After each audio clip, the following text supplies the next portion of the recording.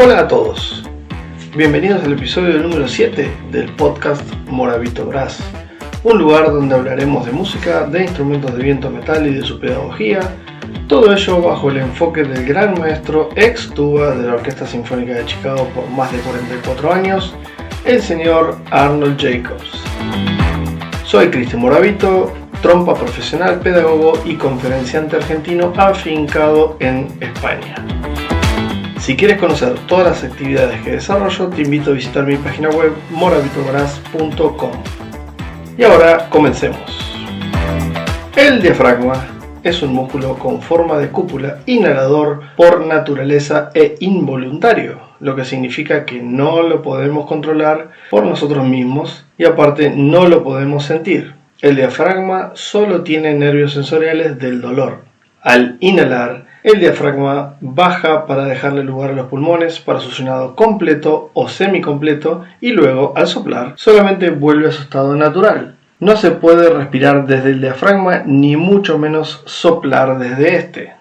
Antes se creía que el diafragma era la panza, la barriga, y no se conocía su ubicación. De hecho, el maestro Jacobs les mostraba el movimiento del diafragma a sus alumnos desde sentir sus manos en sus costillas, bajando y subiendo mientras respiraban y soplaban.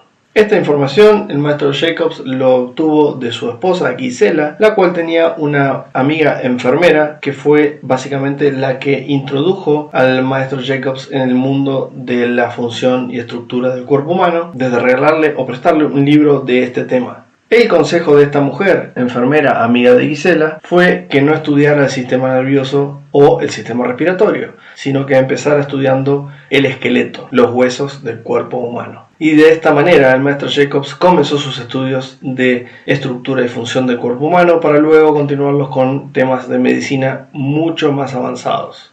Espero que esta información aclare y desmitifique muchos de los temas que muchas veces nos han enseñado erróneamente. Muchas gracias por vuestro interés y por los me gusta, suscripciones y comentarios en Spotify, iVoox, Apple Podcast y YouTube, a cuyo canal os animo a suscribiros, activando la campanilla para estar al día de todo lo que comparto con vosotros. Como siempre, nos vemos el próximo viernes, 12:30 p.m., horario de España.